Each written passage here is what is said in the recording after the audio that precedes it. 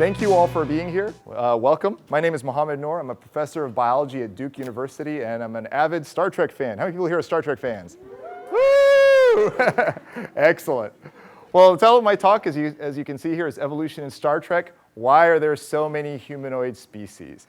Now, I'm an evolutionary biologist, and obviously this is an enigma when you think about it from an evolutionary standpoint. Why should there be so many humanoids throughout the universe? But I'm also an educator, and I'm very interested in using science fiction as a way of framing how you can approach questions scientifically. So if you think about it, in a broader sense, science fiction is really hypotheses about what you might see in the future or on other worlds. Now, Star Trek I like is particularly great because there's a very large body of work. I actually just finished working on a book related to this, and there's a little bit over 700 episodes of Star Trek. It tries to be internally consistent overall, right? It doesn't resort to magic or the Force, except for Q every now and then. There's a few little exceptions there. But generally speaking, it tries to be internally consistent, and it tries to use scientific explanations. So what we can do as people who watch Star Trek and who watch science fiction is we can look at this as hypotheses, and we can try to assess the things that we're seeing. Now, obviously, the life depicted in Star Trek is not life as we know it, in contrast to the famous song. Because as you see here, there's a lot of large mammalian bipeds. It's very focused on these sort of mammalian-like bipeds. Bipeds meaning you walk on two legs. But there's also a lot of familiar life that we don't really notice. So this is from the reboot series of movies. Look in the background there. That could be like 2 miles out here from the convention center, right? There's a lot of trees, there's mosses, there's all sorts of stuff going on there. And it looks just like Earth, which is a little bit funny. But this actually runs a lot deeper than just appearances overall. But we actually see a lot of hybrids being produced among these alien humanoids, right? So these are just a couple of examples. You've got Romulan, Ocampan, Betazoid, Klingon, Spock, who's obviously half Vulcan, Katarian. There's Spock being born. In fact, if you look across all the series, there's at least 15 different alien species that had living hybrids with humans. That is puzzling. And while that may have been appealing to some of the actors, it doesn't necessarily match what we might think about life in outer space. So the overarching question for this entire talk, and something I want you all to be thinking about, is could we see life as we know it elsewhere? And not necessarily humanoid. Now imagine just like a probe that went to Europa, found something that looks kind of like a bacteria. What would we do to try to figure out why that's the case? So the most logical answer to why we might see life as we know it on some other world is that in some way it is actually related to the life that we see on Earth, right? That's not something that just completely spontaneously arose, that's completely independent, but in some way it's related to it. So what I'm going to do in this talk, the first part of the talk is going to be front-loaded with a lot of evolutionary biology and evolutionary concepts and looking at the diversity of life we have on Earth and how that came about. And then I'll use that to test 3 hypotheses that were raised directly in the various Star Trek series about why you would see so many humanoids out there. So all life as we know it on Earth had a single origin, and this was actually accurately depicted in a Star Trek Next Generation episode, All Good Things. This, I believe, was the series finale for it. About 3.8 billion years ago, you had some event associated with maybe RNA or something like that that started all the life we have on Earth today. That was the first essentially replicating set of cells came about at that time. The descendants from those first cells are all the life we see on Earth today. So we have not only the vertebrates, with which, of course, we're most familiar, like all of us here in this room, but we have all your invertebrates, your plant life, your fungi, your bacteria, everything that you see all the time. So how did this life come about? Well, the answer, of course, is evolution, right? That's what generated the diversity that we see on the planet. There's 2 types of evolution. I'm going to be focusing on one type here in this talk because that's the most relevant for the overarching question. One type is formation of new lineages from an ancestor. So sometime in the distant past, horses, zebras, and donkeys shared an ancestor, a common ancestor, and then over time they diverged into their different forms. That also belies the other aspect which is happening, that horses, say 60 million years ago, were actually the size of dogs. They had toes. So again, there was change over that time. In that time, from 60 million years ago until today, you see this evolution of a taller horse, you see the evolution of the hoof, you see various changes in form and things like that.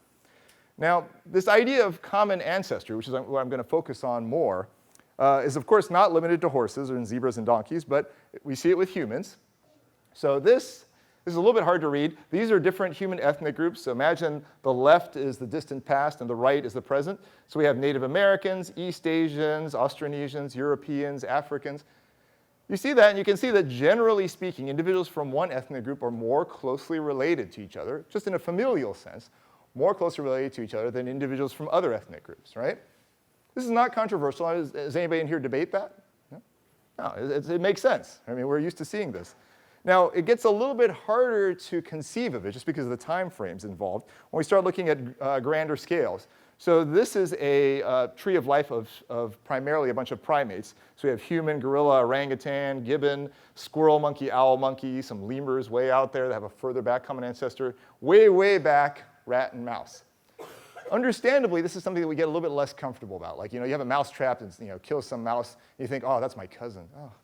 Right? I mean, to some extent, that's true, right? But again, it doesn't stop there. It goes back to all of life. I mean, you're related. This is a tree of all life. I apologize. The color on this projector is not great. But these are all the mammals over here. You have all your amphibia, fish. But you have this common ancestors coming back to the insects, fungi, plants. Way back here in the middle is 3.8 billion years ago, everything on Earth we have today. Right? So this is what we have. Now, part of the reason people don't appreciate this is because it's not actually taught very well in schools. Right? And the reason for this is evident from surveys. So there was one published in 2011. Only 28% of high school teachers present the evidence for evolution in a very straightforward manner. Right? 13% explicitly advocate alternatives, and there's 60% or so who just avoid the controversy. And it's understandable. They're afraid of losing their jobs. They're afraid that people will get on their case about it. So this is problematic. This appears to not change into the future based on an episode of Deep Space Nine. I'm going to play a little clip from this.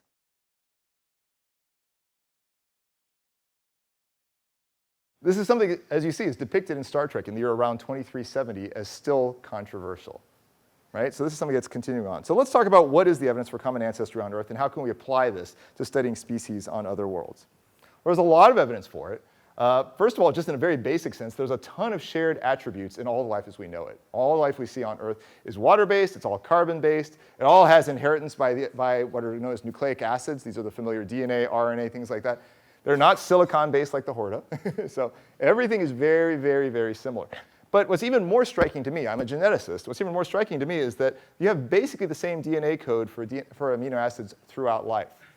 Now, there's no upfront reason why that should be the case, but one example is the DNA sequence that encodes for the amino acid methionine in humans is the same 3-letter code that you see in mosquitoes, in sunflowers, in yeast, in E. coli bacteria. There's no reason a priori, like ahead of time, that you would assume that that 3-letter code would be the same for all of them, but it makes sense if you assume common ancestry. Now let me show you something that I think you guys will be able to appreciate pretty well too. You all are probably familiar with the classification of species. Like if I tell you something is an animal, you know what I'm talking about. If I tell you something is a canine, you know what I'm talking about. So let's look at this. The classification system was introduced by Linnaeus in around 1735. So here's a dog, and I'm not having the full set of things here, I'm just having an abbreviated version. Dog's obviously an animal. It's a vertebrate, it has a backbone. It's a mammal, it's hairy, it gives milk to its offspring, and it's a canine, which is described by various features of its appearance. A fox is very much like a dog, right? It's not controversial. Cat is an animal, it's a vertebrate and a mammal, but it's not a canine. It does not have those canine features in terms of its mouth and things like that. If you look at a seagull, it's an animal, it's a vertebrate, still has a backbone, but it's not a mammal, it's not furry, it doesn't give milk to its offspring. And then, of course, there's the fly, which is an animal, but it doesn't have any of those other traits. Now, the great insight that came from Charles Darwin back in the 1850s was this idea that the classification that we see with this sort of thing reflects shared ancestry. So dog and fox share a lot of attributes, and it's because they have a fairly recent common ancestor. Dog and cat have one further back, dog and seagull further back, dog and fly way, way, way far back. Now, you can think of this in the same way that if you look in your family, right? Here's you, your siblings, your first cousins, second cousins. You, on average, probably look, or if you think of all people, probably look more like your siblings than you do like your first cousins, right? The reason for that is exactly the same. You have a more recent common set of ancestors, or as opposed to the cousins further back. You look more like your siblings or your first cousins than you do your second cousins, because again, that ancestor is further back. It's exactly the same thing, but on a much smaller time scale. So This idea that individuals with the most recent ancestors share the most traits or classes is applicable both to species and to individuals. And what's great is that if you create this classification system that Linnaeus did, using all sorts of new traits, you get almost exactly the same set of relationships that he had at the time. And what's great is this is not only true for traits, but it's also true for genes. These are DNA sequences from cytochrome C oxidase of dog, fox, cat, gull, and fly. You notice the dog and fox sequences are identical. Dog and cat differ just at two of those letters. Dog and gull differ a few more. Dog and fly differ at the most. You always see these same relationships recapitulated. Now, I want to address one common critique of evolution head on because this comes up all the time with respect to discussions of evolution, and that's the idea of the fossil record and imperfections of the fossil record. That argument is a little bit out of date right now. Actually, the fossil record is incredibly good, especially if you look at some major transitional forms. So one of them, for example, is the origin of cetaceans, so things like whales and dolphins, from land animals.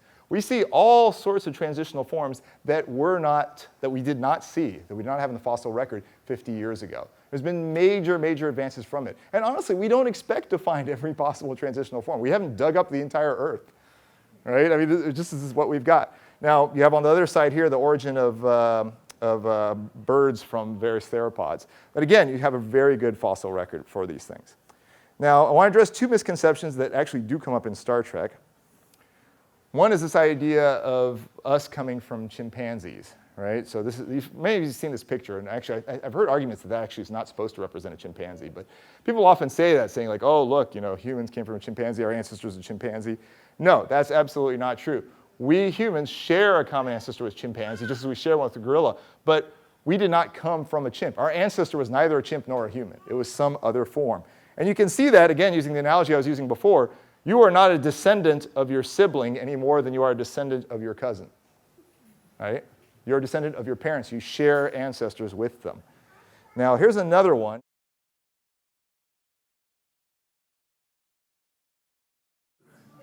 The evolutionary scale. Animals above or organisms above one another. You've seen this sort of arguments before, like this is less evolved and this is more evolved, above and below. None of this applies. If we share the same common ancestor, evolution has happened for just as long for every living species today, right? Amoebas have been evolving just as long, 3.8 billion years, as we've been evolving. And in fact, amoebas are pretty amazing. Think about it. They're shapeshifters. They're like Odo. That's pretty amazing, right? They can form a hardened cyst and survive incredibly tough conditions. Like if you put them in freezing conditions, they'll do that. You put me in freezing conditions, I just die, right? I mean, amoebas are pretty amazing. So, and this is generally true. There's this assumption that we are an essence of like the epitome of evolution, but everything's been evolving the same amount of time. Now, the bigger question here is why might extraterrestrial life look similar to life on Earth? And one possible answer to that is natural selection. Once I go through this, now I'm going to actually get to the three hypotheses from the show. I promise you I am coming to that. So, generally speaking, we know that species that are isolated, in isolated populations, tend to evolve to look different, right? This is why we have so many ethnic groups among humans, right? The human populations were fragmented for a long time, and over that time, there are differences in skin color and shape, things like that happened. This is why a lot of animals in Australia kind of look weird. They've been isolated for a very long time from those from other places. And what tends to happen in these isolated populations is you have evolution by natural selection. Let me give you a quick basis for what that is. So with natural selection, what happens is you have a random mutation, right? Every now and then, it's pretty rare, but every now and then this new mutation has an advantage, and then as a result of that, it spreads. So let me give you an example of this with a bear. Imagine this population of brown bears goes into an environment that's mostly white, right? They're very visible, the caribou are running away fast, things like that, right? But if you have a mutation that occurs which causes their fur to be white, what's going to happen? They're going to be less visible, less conspicuous, they're more able to get their prey, and there will be an advantage, and that type will spread. Those bears will have more offspring, and they spread those white-carrying genes. And that's probably what resulted in part in the polar bear's color. So I can show you why natural selection is a mathematical inevitability, just using some iteration over time. Now imagine we have a population of brown bears, and let's say we have 100 of them, and white bears, and let's say there's 100 of them. So it's about half and half, okay? Now, I should say, you could do this with bears, you could do it with ear shape, you could do it with anything. But in terms of bears, Now let's imagine on average these brown bears have one offspring. So they're not declining, but they're just having one offspring. Let's say on average these white bears have two offspring. What's going to happen in the next generation, we'll have still 100 brown bears, but we'll have 200 white bears. So we've gone from half and half to 2/3. Another couple of generations, we go to 100 and 400, 100 and 800, and over time, eventually, you've completely replaced the brown bears. What's important that I want you guys to see from this is not the brown bears are bad off. They're fine. It's just the white bears are even better. And that is evolution by natural selection. And honestly, it's a mathematical inevitability. It's absolutely, you cannot avoid having natural selection if you have genetic variation that causes these differences in survival or reproduction. Right? That just causes it every time. Now, natural selection sometimes will cause things to look similar. And this comes back now to this idea of the aliens. This is what we're ultimately getting to here. Some distantly related species that live in similar habitats evolve to look similarly. So here we have a shark, here we have a dolphin. It's just overall body shape is kind of similar, right? Here we have a flying squirrel and a sugar glider. And again, they have the same sorts of flaps. Again, we have these are not closely related species at all. They're very distantly related, but in similar habitats, they evolve to look similarly. We have the puffin and penguin, North and South poles. Again, they tend to look similar over time. However, this similarity is usually just for a couple of traits, that if you look at the details, things come out quite a bit. So I'm focusing here on, say, the shark and the dolphin. Now, if you look carefully at the number of fins, the orientation of fins, the shape of the fins, they're all quite different. They differ in coloration. The dolphin nurses its young, the shark does not. The dolphin has bones like ours. The shark has cartilaginous bones. The dolphin is warm-blooded. The shark is cold-blooded. So you may have these couple of traits that are kind of similar, but generally speaking, it's just very focused ones. On average, they're very, very different. So that's my introduction to evolution. So let's get into Star Trek. Is this something you think could happen from convergent evolution, right? So you have your Romulan, your Bajoran, random human, Andorian, Ocampan, Betazoid. There's some subtle differences in forehead, maybe some ear things going on, stuff like that. But generally speaking, they look really, really, really similar. So arguably, you could say this may be too similar to be the result of this sort of convergence or the result of natural selection in similar habitats. So the Star Trek creators realized this was a problem, right? They realized this was a problem fairly early on. And there are three hypotheses that are brought forward in the series.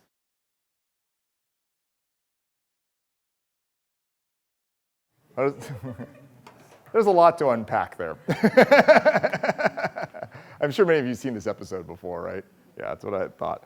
So there's a couple of the highlights. Life evolved on my planet before all others in the galaxy. We left the world, explored the stars, found unlike ourselves. These seed codes they planted directed your evolution towards a physical form resembling theirs. So the idea then is there's some ancestral species, like her species. She's also the shapeshifter lady, but don't talk about that. Some ancestral species that, like, 4 billion years ago, they sent these seed codes to Klingon, or what's Klingon planet? Kronos, thank you. To Kronos, to Vulcan, to all these, to Romulus. And somehow or another, the end result of that 4 billion years later was these forms that look just the same. So there's a couple of things to unpack here. As I said, first, there's the idea that raw materials for life came from outer space. Okay, we'll talk about that briefly. There's the idea of this convergence with life seeded elsewhere at the same time, and there's this aspect of the persistence of the seed codes. So fortunately, there's one part to this which is not crazy, which is the very first part. It's the idea that the raw materials for life came from outer space. This is the idea that's often referred to as panspermia, right? There's different kinds of panspermia where either life itself came from outer space or some of the raw materials for it came from outer space. But yeah, the first life was 4 billion years ago. There is evidence, like we see this from meteorites, for extraterrestrially formed amino acids. We see them on like meteorites that hit the Earth. There are components of DNA and RNA that have been found in meteors. There's no reason in principle why the first life on Earth may not have been seeded from space, either directly or via just accumulation of amino acids from space. So, okay, that's reasonable. Gets a little bit harder as we get to the next step. It's convergence with life seeded elsewhere in time. So again, this convergence, this idea of convergent natural selection, as I was talking about, the conditions have to be very similar, at least at the very end. But this opens up a big question. So this is something that was introduced by the famous evolutionary biologist Stephen Jay Gould a long time ago, that if you go back in time and replay the tape of life, right, how much of what happens is just random, and how much of what happens is basically predestined to occur?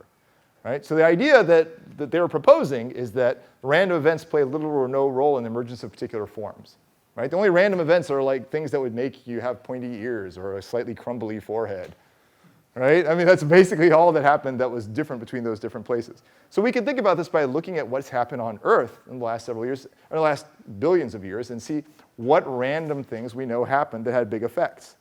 Well, there's two of them that I'm going to just highlight, but of course there's tons of random events. One of them is this, the mitochondria. What is the mitochondria? Everybody always has the same answer. The powerhouse of the cell. Everybody knows the mitochondria is the powerhouse of the cell. But what is the mitochondria?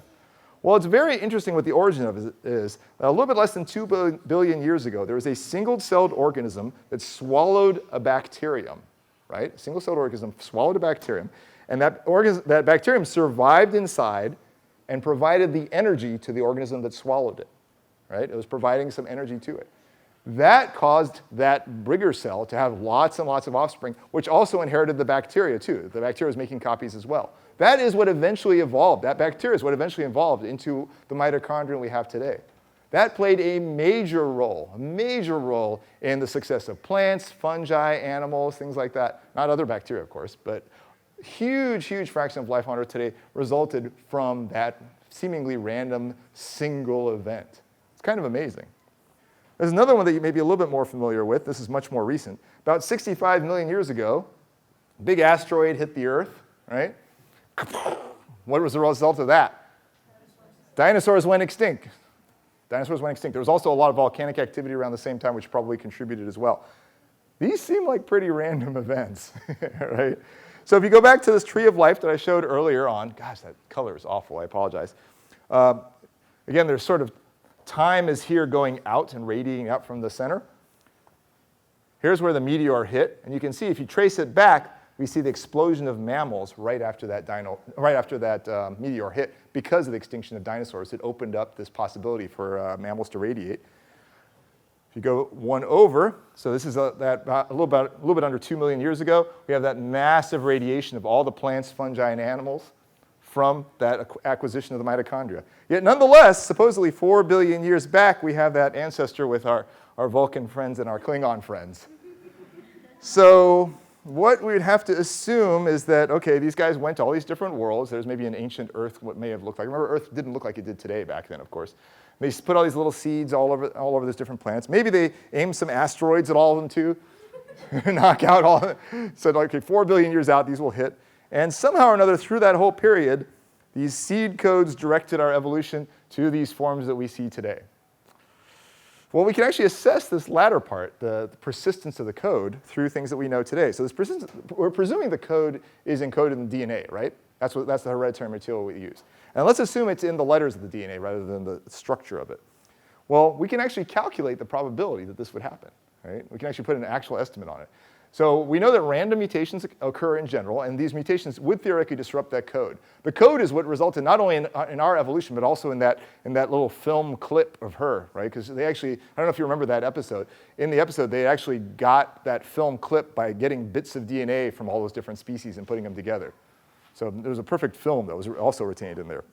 Well, we can put a couple of assumptions here. Let's say that the first 1.5 billion years, life was all microbial. Let's say there was about 100 cell divisions per year, and let's say the mutation rate, this is a pretty typical mutation rate, per letter is about 1 times 10 to the minus 10. That's a pretty typical mutation rate. So what is the probability that we would have a code persist for that long? Well, the probability that any one DNA element, just any one DNA element, would not change over that whole period of time is about 1 in 3 million.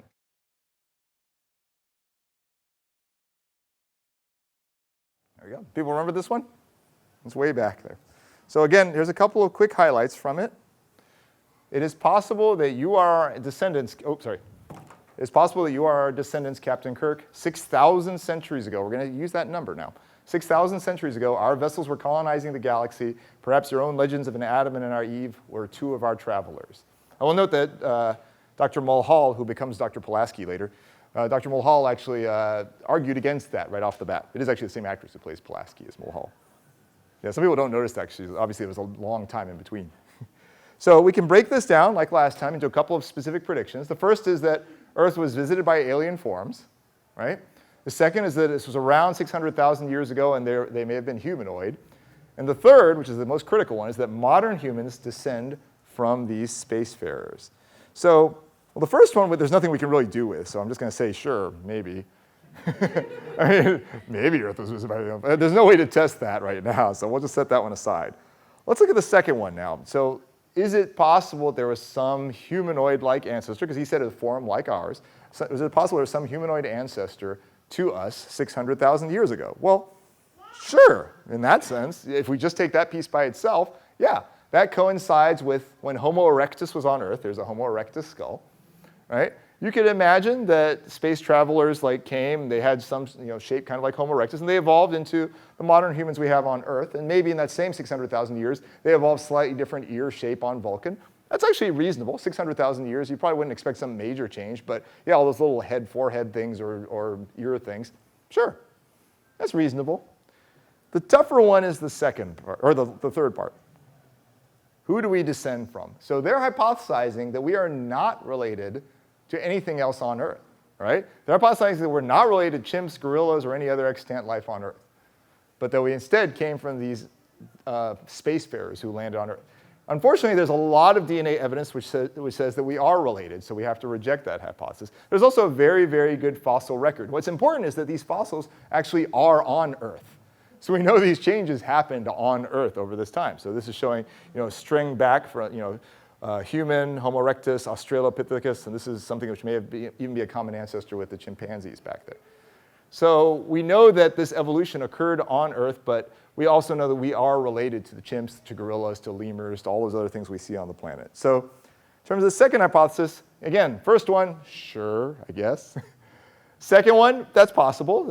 Again, we have an ancestor that was humanoid 600,000 years ago, but this last part is not good. The modern humans descend from these spacefarers. That doesn't work. Now, I will say, just as a quick addendum, just referring back to the previous one, it's possible that all Earth life came from some microbe in space 4 billion years ago, but just that would then presume still that everything on Earth is related. So here's the last one from Star Trek, and this one's actually the most reasonable.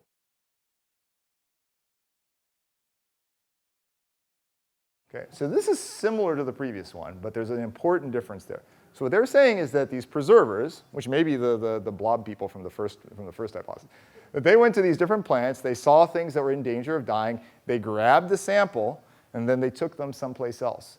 So in contrast to the previous one, this suggests that alien life came from Earth as opposed to Earth life coming from another planet. So this is an important distinction. Just for reference, this is the episode, I don't know if you guys remember, they go to some planet, they find these little Native Americans hanging out, and they're trying to figure out how did these Native Americans get on this planet. So anyway, here's the quote from the show. Preservers pass through a galaxy, rescuing primitive cultures which are in danger of extinction and seeding them elsewhere where they could. So the elements to this one are a little bit simple. First, there's some life on Earth went to outer space. Again, this is the opposite of the direction we saw last time. There's the timing, which is exactly the same, or could be exactly the same as the previous one. And there's this last part that modern aliens descend from ancient Earth hominids. Well, the first one here, this idea that some life on Earth went to outer space, is unambiguously true. It actually is true. We know this. And we know it's happened by virtue of human space probes. This is the more recent example. So for example, the Mars Curiosity rover, they estimate something like 278,000 spores were on that system. And there's a decent chance some of them could have survived. But even if you go back in time, obviously that's very recent. We weren't sending Mars space probes hundreds of thousands of years ago. But this may have happened accidentally from meteorites from Earth, right? So there are ejections from Earth when big meteorites or big asteroids hit the Earth. So remember again, 65,000 years ago, we had the asteroid hit the Earth and boom, knocked out the dinosaurs. But it's possible chunks of Earth went flying off elsewhere. So yeah, this probably is happening. There may be spores that could survive if they're sheltered inside rocks. Obviously, you're not going to have like a raccoon survive or a person survive or things like that, right? But some little fungal spore or something like that, it's possible those things could make it through there. And this is actually a big issue right now in the context of space exploration, that we're very, very concerned about contaminating other worlds. So for example, when we send something over to Europa, we don't want anything to go and land on it because then we might just seed their oceans with our bacteria. And then we're like, hey, look, we found life. Oh, we put it there. That could happen, right? And this is actually one of the reasons that Cassini was actually sent into Saturn. You guys may remember the space probe Cassini. It was sent to go burn up into Saturn for that reason. There was a big concern that it would end up contaminating something else if it didn't. Again, the timing could be reasonable. They didn't actually specify timing. Obviously, this wouldn't have happened in the context of Native Americans, but maybe this could have coincided with ancient Earth hominids. It's possible space travelers then evolved further into the modern Trek aliens. Now, a big piece they didn't talk about, of course, is you can't just take people and drop them off on Mars or whatever. You need to take a bunch of plants, you need to take a bunch of microbes, you need to take enough stuff to keep them alive. But that's what we saw on that planet, right? It looked like, again, someplace a couple of miles outside of town here. Now, the last one is interesting.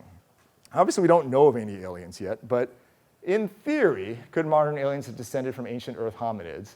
Well, again, you do expect some sort of evolution over, say, something like 600,000 years, so there could be changes in physical form.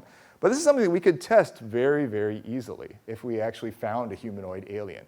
Right? This is something that actually I'm kind of surprised they didn't just, they could do this with the technology we have today in like a couple of days. Right? These humanoids should be more similar genetically to each other. Like we should be more similar to a Vulcan, to a Romulan, to a Cardassian than we are to a chimp. Right? That would actually be a very strong evidence that these humanoids came from Earth, because there's everything else that we're related to is on Earth. But then if you also see, and look, Cardassians are also very closely related to humans, more so than chimp. That would imply that Cardassians came from Earth. Now, this is the kind of thing that is actually used in criminal cases if you're trying to infer the direction of HIV transmission. Right? So here's a hypothetical case. So imagine that this is a tree of relationships derived from sequences of HIV taken from a bunch of samples. So let's say these are all from Barb, this set right here. This one's from John, these are from John. So the question you may want to know is, did Barb infect John or did John infect Barb? What you see here is that Barb's sequences are all more closely related to her than they are to any of John's. But some of John's sequences are more closely related to Barb's than they are to others of John's. This is something that's done all the time in criminal cases to infer directionality. From looking at this, you can say for sure John infected Barb, because Barb has a set that are all very, very, very closely related to each other. John has these more distantly related ones in there. Now, you could do the same thing with these Star Trek aliens. Here's your lemur, orangutan, gorilla, chimpanzee, Neanderthal, human, Vulcan, Klingon, Cardassian, Andorian, right? Denisovan. Denisovan's another ancient Earth hominid. If you see all these clustering in here, whereas all these other ones are out there, we can say that, okay, aliens came from Earth as opposed to Earth coming from aliens, Earth species coming from aliens. Right? So this is the kind of thing that could be very easily done. This hypothesis is, by the way, for those of you who are hardcore Trekkies, this is consistent with what came up in Star Trek Voyager about the reptilian Voth species. They were supposedly descendants of the Earth hadrosaurs that escaped the mass extinction 65 million years ago. I think I said 65,000 by accident earlier. I meant to say million. But to address this, they actually used genetic data to infer that they came from Earth. And this was actually done in the episode and done quite well in the episode. So overall, did some life on Earth go to outer space? Yes. Could the timing work with this hypothesis? Yes. Do modern aliens descend from ancient Earthlings? If we had an alien and we tested it and we had that answer, the answer would be yes. So that's actually pretty cool. Though again, I have to put the same caveat as before. You have to move enough other life like plants and microbes and find a hospitable environment. Again, you can't just drop people off on Mars and they're okay. So the big answer to the overarching question, I'll come back to another question in just a second. The big answer to the overarching question is, could we see life on Earth as we know it? Could we see life as we know it elsewhere, and how? The answer is yes, if it came from Earth. That's the easiest answer. Now, what about all this interbreeding? So if it came from Earth and it was in the past 100,000 years, I'm just making up this number now, the answer is it's possible. And we actually have evidence to show that this is possible. The evidence is that we know this happened among humanoids on Earth in the past 100,000 years, because modern humans all have genes from ancient Neanderthals, which is, again, an ancient hominid race that's not around anymore. They all have genes from modern Denisovans, which, again, is another humanoid race that used to be found on Earth but isn't there. But we did have this ancient interbreeding that happened with them. And all of us, like I have, if you've done some personal genotyping like through 23andMe, I know that I have, for example, something like 2% of my genes are from Neanderthal. That's why I'm so hairy. No, I don't think that's actually it. So yeah, this interbreeding thing is not crazy in that sense. You could actually get these hybrids, and these hybrids may even sometimes be fertile.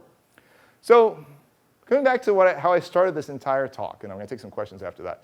Coming back to how I started this entire talk, science fiction, again, is this way of addressing hypotheses, right? Or it provides a forum for addressing hypotheses. What we've done in looking at this particular science fiction is we've talked about common ancestry is reflected in classification. We talked about misconceptions of evolution. We talked about natural selection and convergent evolution. We talked about the role of chance in evolution. We've talked about phylogenies. Phylogenies are just those estimated relationships we had, all those little trees we saw. We talked about how life on Earth may have been seeded from space, and we talked about Earth life forms may have gone to elsewhere, and we talked about humanoid interbreeding. That's a lot of content, and one of the things we do as educators, so again, I'm a professor at Duke University, one of the things I really like to do is bring this sort of thing to classrooms and to conventions, of course, usually with better audio. One of the things we like to do with this is basically teach science through science fiction and use this idea of science fiction as hypotheses, and we like to reach people where they are. So this is actually from a Duke spring break class in 2017. We had a group of students go to the Duke Lemur Center. Any of you who have not been to that, you should definitely see that. It's kind of amazing. And we learned a lot about the lemurs and about Madagascar, which is where the lemurs are found. And then we also went and watched Kong Skull Island, right? And we had them do an analysis of like, why is Skull Island different from Madagascar? And come up with explanations for why you might see the things you saw on Skull Island, or why are some aspects of it implausible. I like to challenge people not to just throw stones at it. It's always easy to use science and say, oh, that's stupid, that's stupid, that's stupid. But try to find a way that maybe it could work, right? Maybe if improbably, but still. Thank you for being here.